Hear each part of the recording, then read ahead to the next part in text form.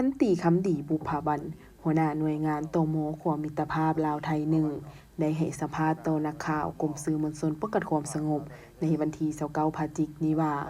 ในโอกาสวันสถาปนาสาธารณรัฐประชาธิปไตยประชาชนลาวครบรอบ50 ปี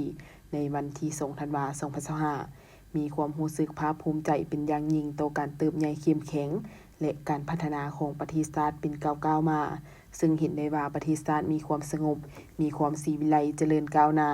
ประชาชนอยู่ทางทำมาหากินย้อนการนำพาของพรรคประชาชนปฏิบัติลาวปีนี้นอกจากจะครบรอบ50 ปีวันสถาปนา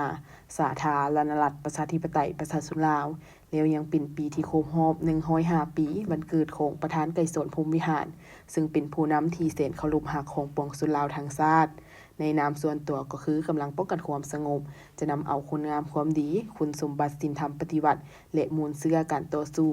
การเสียสละเพื่อประเทศชาติของทานเสริมขยายเข้าในการดำรงชีวิตก็คือเสริมขยายเข้าในการจัดตั้งปฏิบัติหน้าที่เวียกงานให้มีความเข้มแข็งขึ้นไปเรื่อยๆสบายดีข้าพเจ้าพันตรีคำดีบุภาวันเนาะหัวหน้าหน่วยงานตม.ความมิตรภาพลาวไทยแห่งที่หนึ่งตลอดผ่านมาระยะผ่านมานี้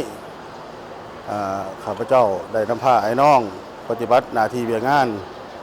ก็คือเวียกงานบริษัทเฉพาะกวดกาผู้โดยสารกวดกาคนต่างประเทศที่จะเดินทางเข้าออกเมืองเนาะอย่างเข้มงวด